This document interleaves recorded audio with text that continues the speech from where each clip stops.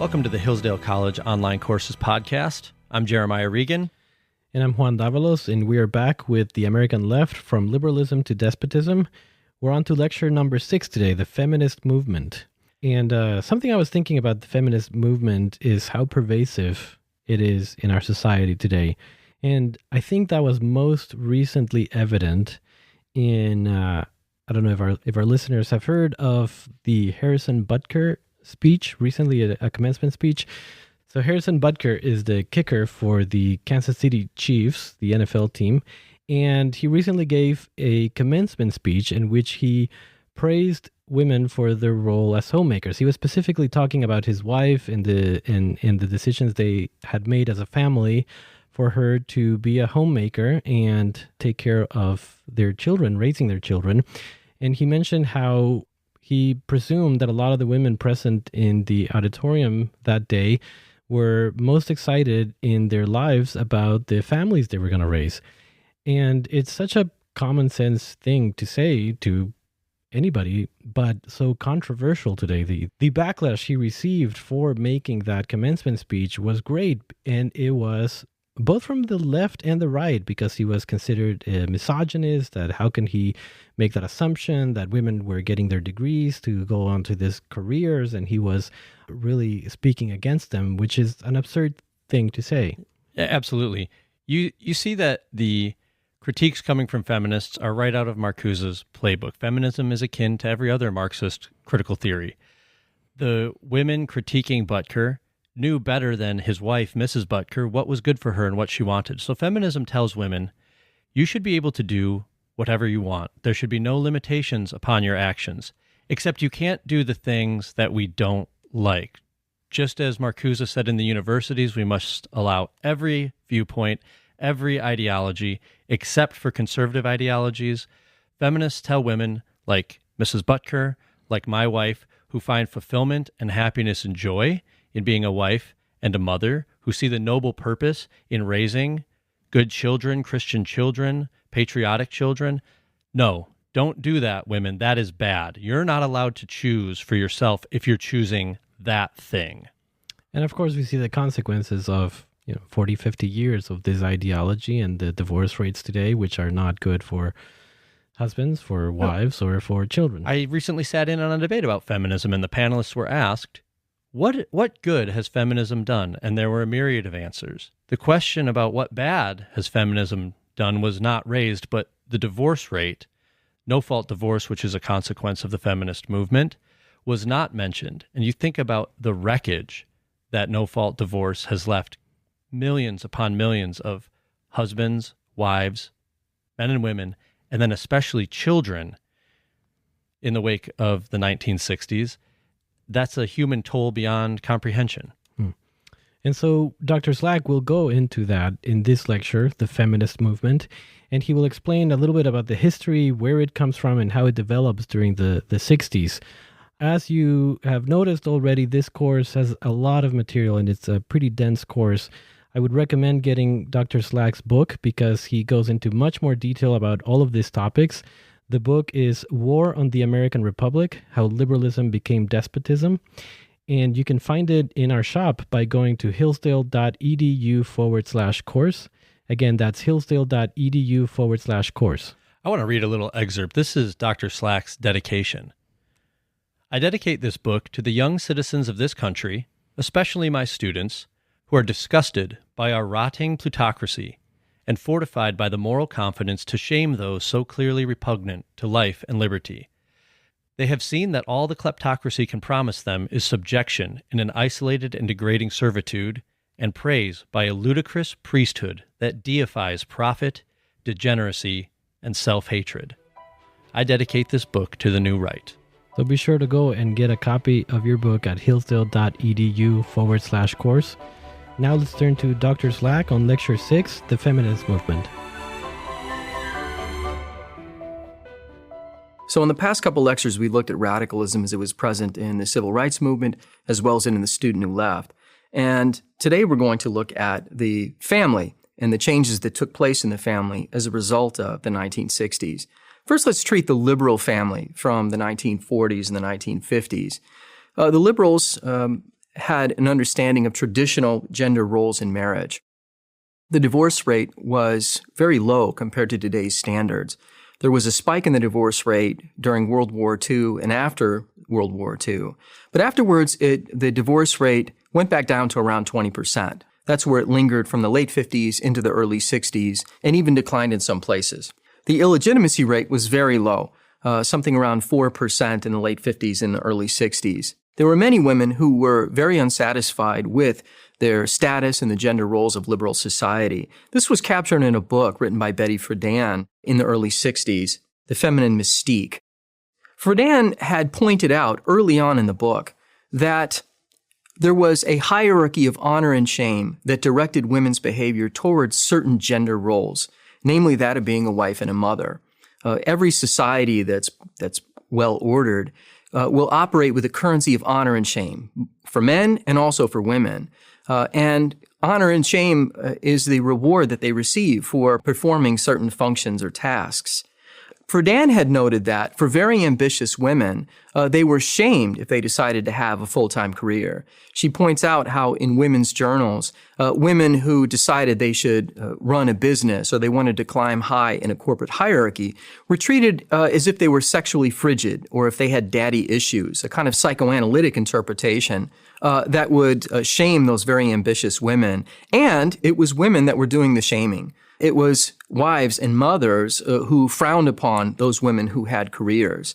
And so she, borrowing from W.B. Du Bois, his idea of a double consciousness, argued that women's perceptions of themselves were coming through the broader society, and they needed a revolutionary way of viewing themselves. And so the feminine mystique was about celebrating women who could become full persons, and she's borrowing from Abraham Maslow's hierarchy of needs.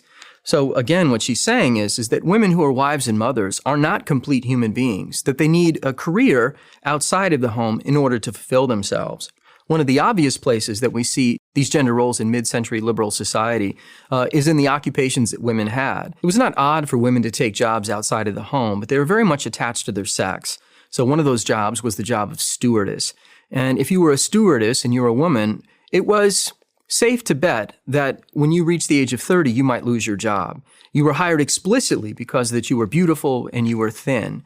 And these are the things that Betty Friedan challenged. Radical feminism doesn't begin with Betty Friedan. She was viewed as being somewhat liberal or centrist. Radical feminism began with the student New Left. As students traveled down into the South to work in the civil rights movement, many of the females noticed that they were performing the traditional functions in the civil rights houses they were staying at. While they were staying with men in those houses or they were meeting with men, they realized it was their job to make the coffee. When it came time to collaborating, it was men who always had the leadership positions, who got to speak in the meetings. They were often spoken down. And so the radical feminist began to wonder, why is it that we are searching for freedom for blacks in the South when we as white women don't possess those same freedoms or equality with white men in the North and all around the country?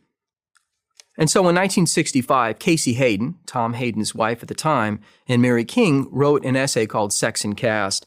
And in that essay, they argued that women were actually a caste that was below men in American society. This was followed up by other essays, such as one in the 1967 New Left Notes. It argued that women were a colonized people, just as peoples of color were colonized in the Third World. And so the solution for radical feminists was to point out systemic injustices. And here again, we see C. Wright Mill's idea of the personal politics. In fact, Carol Hanisch in 1969 would write an essay on the personal is the political and the political is the personal. Gloria Steinem would say that women actually had the status of chattel slaves in American society. Hayden and King pointed out that appeals to biology, they didn't deny that there were biological differences, but they said that appeals to biology only justified the subordinated role that women played in a society. They said that in order to be liberated, men and women would have to transcend their gender roles and for all of them to live as whole human beings instead of halves of human beings divided by their sex roles. And so the solution would then be consciousness raising. And radical feminists, by the end of the 1960s, would gather together and they would, as they would say, rap. And they would talk about their personal problems. They would talk about their grievances that they had in their relationships with their husbands or boyfriends, such as the husband comes home and he is not picking up the house. He doesn't pick up the toys. He doesn't help with the dishes. He doesn't help do the housework. He doesn't crush up the pizza box and put it into the trash. And in consciousness raising, the idea is to point out that personal problem and say, the problem is not that your husband is a slob or that he's not thoughtful. The problem is he sees himself as part of a master caste in a patriarchal system. And so now all of a sudden, here's a quote from Jane O'Reilly's A Housewife's Moment of Truth. Now all of a sudden, all of those small experiences that you've had as a woman begin to make sense. And now all of those experiences are fit within the broader system of the patriarchy. And that's the power of feminism as this metaphysical system. It helps to explain the world. And so with consciousness raising, women would become aware that they were not alone in their personal problems. Rather, they were unified with all other women in what was called the sisterhood. There's a wonderful anthology of 1970 edited by Robin Morgan called Sisterhood is Powerful. One of the things women would discover is that the patriarchy may be the longest standing form of oppression among human beings, that it went back some 2,000 years, even to primordial society. It was a form of oppression, interestingly, not just for women, where they were subordinated to certain caste roles, but also to men. Warren Farrell's made a whole career talking about the male myth. Gloria Steinem talked about straitjacketing, where men are forced to be in a position where they're not allowed to cry. They have to be emotionally independent. They believe they have to be a breadwinner as opposed to having a relationship with a strong female who could also play those roles in their relationship. There were various strains of feminism. In fact, there's whole PhDs that you can earn in women's studies. We can't even begin to get into the labyrinth of women's studies here. But interestingly, you find the argument for a kind of gender fluidity early on, say 1970. Shulamith Firestone's 1970 Dialectic of Sex sees the problem not as simply tied to female gender roles, but rather to female biology. She argued that the biological fact that women bear children has put them in this subordinate place. And so the solution would be the use of technology. Technology would enable women to transcend sex altogether. She says children someday will be born artificially. Motherhood would be replaced by, quote, professional foster parents. There were some women, if you read some of the radical magazines like the Berkeley Tribe in 1970-71, who are talking about unisex bathrooms. They talk about a, quote, end to segregation in the bathroom. Now, this did not represent most women. Most women did not want a genderless society, but rather they wanted freedom from some of the old gender roles. They wanted to pursue occupations.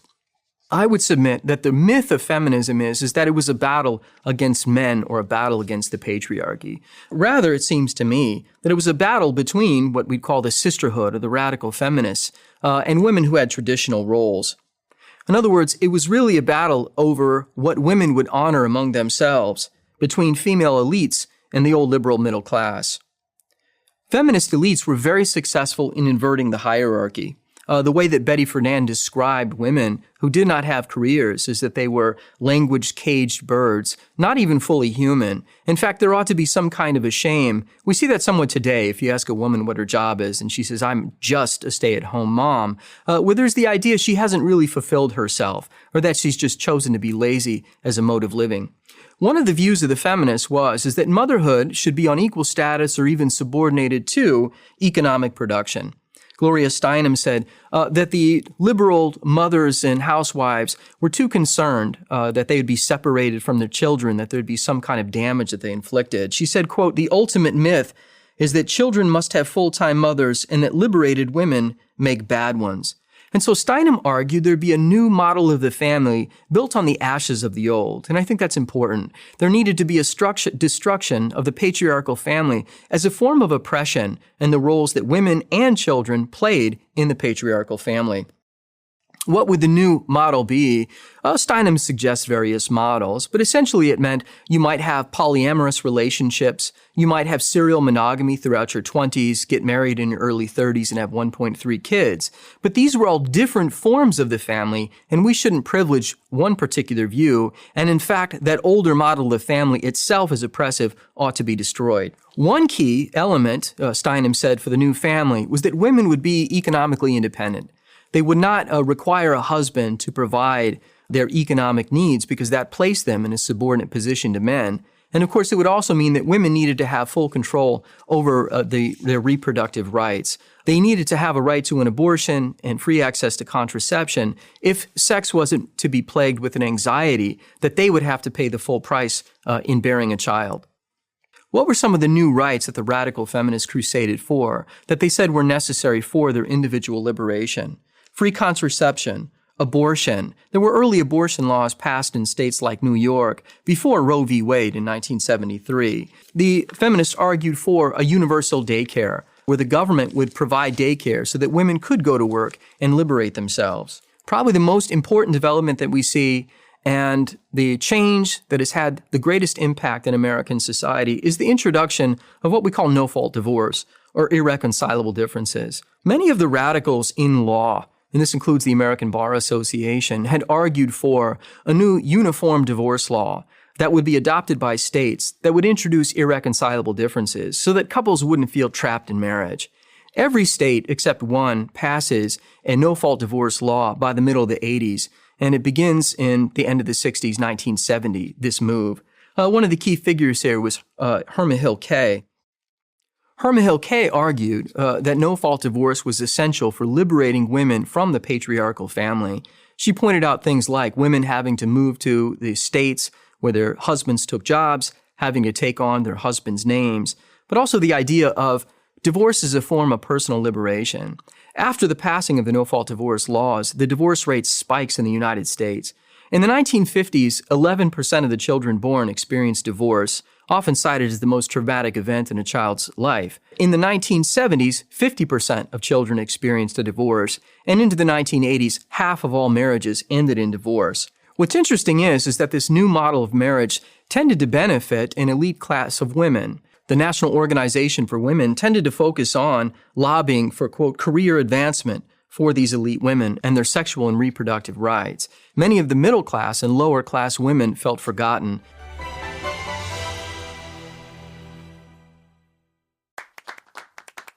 Hillsdale College is a small, Christian, classical liberal arts college that operates independently of government funding, and we want you or your son or daughter to apply. At Hillsdale, students grow in heart and mind by studying timeless truths in a supportive community dedicated to the highest things. Hillsdale College costs significantly less than other nationally ranked private liberal arts colleges and receives regular recognition as a best value, and nearly all students receive financial aid. Our robust core curriculum, vibrant student life, and 8-to-1 student-to-faculty ratio make for an education like no other. For more information or to fill out an application, visit hillsdale.edu/info. That's hillsdale.edu/info.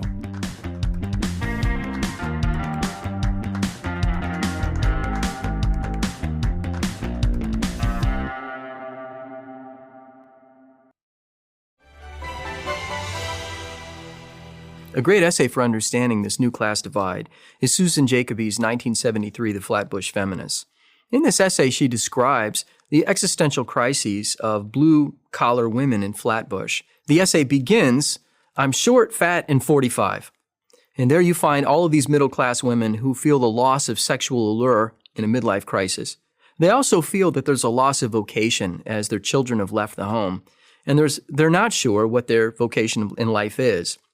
Instead of going to a priest or a pastor, they go to Ms. Magazine, which was founded in part by Gloria Steinem. And there they learn they need to start a consciousness-raising group. And the advice that's given to them is they need to take jobs outside the home. They were smart enough to know they weren't going to get 4-year degrees, but they could get some kind of a degree that would help them in clerical work to bring in a little bit more money. They could spice up their sex lives. They can go on an extra vacation. Most importantly, what they learn is to teach their daughters not to follow in the footsteps that they themselves had followed because they wouldn't be happy later on in life. That's a good example as to how we see social and cultural change. You have elite women who set a trend or a standard that's followed by middle class and working class women. Another example is the Black Feminist lesbian Combahee River Collective, which was formed in 1974. These were women who argued that they resided at the intersection of a multiplicity of oppressed groups, a, quote, whole range of oppressions. And that meant that as long as they were oppressed, other groups were participating in their oppression and needed to become allies with them to liberate them. And until they themselves achieved autonomy and personhood, no one else in the society would truly be free. Importantly, elite males promoted feminism. If we look at Ted Kennedy, he obviously had an interest in D.C. in a de facto polygamy that was made possible by the sexual revolution. Birch Bayh drafted Title IX, that was the source of so many of the newfound rights for women in education. But also Ronald Reagan and Nelson Rockefeller, they supported abortion and NoFault Divorce in California and in New York. In 1971, and here we see more support for feminism in Washington, D.C. and the federal government, Congress passed the Comprehensive Child Development Bill. This bill would fund daycare, after-school care centers. It would provide nutrition, counseling, even medical and dental care. This was only vetoed by Richard Nixon after pressure from Pat Buchanan. But in 1972, Congress supported the Equal Rights Amendment, which would do away with any distinction based on sex constitutionally. There wasn't much thought as to how women would not be included within the draft and other differences, for example, male and female bathrooms. But we find congressional support for the ERA. In 1977, when support for the ERA was flagging, Congress provided $5 million for the National Women's Conference. This was a ratification rally. There was actually a torch that was lit at Seneca Falls from 1848 in the Seneca Falls Conference, which many considered to be the beginning of feminism and the crusade for female suffrage. And the torch was passed all the way to Houston. There, former First Ladies got up on the stage to promote the ERA. And the ratification rally resolved in favor of gay rights, government child care, and federal funding for an abortion, including for minors. The opposition to ERA was not led by men. It was led by Phyllis Schlafly, who was very much hated on the left. Phyllis Schlafly formed a coalition of homemakers, and particularly those in religious organizations. Homemakers saw their status threatened by feminism, and they argued for the continuance of those old roles that women played and the honor of those roles. And so Phyllis Schlafly, in many debates on television, would help to kill the ERA. It came down to a final vote and did not pass. But still, we find more government support for radical feminism. In 1979, in the White House Conference on Families, which was funded $3 million, 39 radicals and one conservative were selected to make proposals on how the U.S. could, quote, strengthen families. Gloria Steinem insisted on the use of the plural families because it would also include homosexual and extramarital families. And so we conclude with a treatment of the class divide that begins in the 1970s. Instead of living wage jobs, the functions of the home were replaced by service sector jobs. Many of the jobs that had been fulfilled in the home, raising children, preparing food, much of the medical care, and we find an increase in the divorce rate and an increase in the number of broken families. In many cases, the war on poverty and the sexual revolution subsidized the destruction of the middle-class family. Oftentimes, government agents advertising for welfare would go into black neighborhoods and remind women that they could only receive these payments if they were not married, thereby encouraging single motherhood. Importantly, women learned that they must have a career to be successful. Herma Hill Kay argued that the problem was that, quote, mothers of young children are consistently the most underemployed. She added, quote, it is critical that major governmental planning be undertaken to devise ways of facilitating labor market entry and job continuity for these women. The new divorce laws that contributed to an increase in the divorce rate also had in hand the idea that women would enter into the workforce. Industrial jobs were shrinking as a share of the economy. Women entered the workplace, driving down wages. In an odd situation, those same women were competing with high school educated men and competing for lower wages, driving down wages. We also find an increase in the number of immigrants, illegal and legal, also competing for those same wages. So women's income rose in the 1970s and the 80s, nearing that of high school graduates in the 80s, but working male wages declined.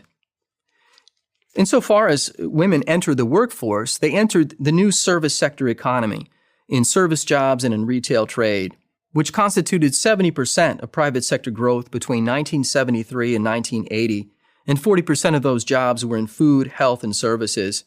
The economist Emma Rothschild described the new work, the women's work, she called it, quote, waiting on tables, defrosting frozen hamburgers, rendering service to buildings, looking after the old and the ill. Women constituted 89% of the workers in nursing and personal care, 56% of the workers in restaurants, and 81% of the workers in health services. They averaged $3.87 an hour in 1979, as opposed to $6.16 an hour in the private sector. And so we see that the cost paid for the advancement, the economic advancement, the career advancement of a relatively small number of women was that marriage was destroyed for most women. Now we find that a majority of adults are single, and marriage is considered to be a luxury. We find that a vast number of women would not choose to work a 40-hour work week, but are forced to because of the economic stresses they find upon themselves. And so feminism introduces a new class divide. It's probably best described in the words career and job. Women who go to college for many years, and the sexual revolution is a part of this, insofar as women are not going to be chaste and men are not going to be chaste, but need to go to college for an extra 7 or 8 years. That means that we have to give permissivity for the indiscretions that they're involved in, and they will have a series of serial monogamous relationships until they get married in their 30s, double income, no kids professionals. But many women entering the workforce would call their occupations not careers but jobs. These are low-paying, dead-end jobs.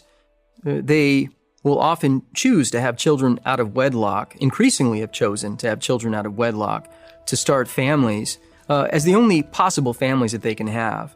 In the next lecture, we'll look at this sexual revolution and how it changes an important role in the lives of American men and women.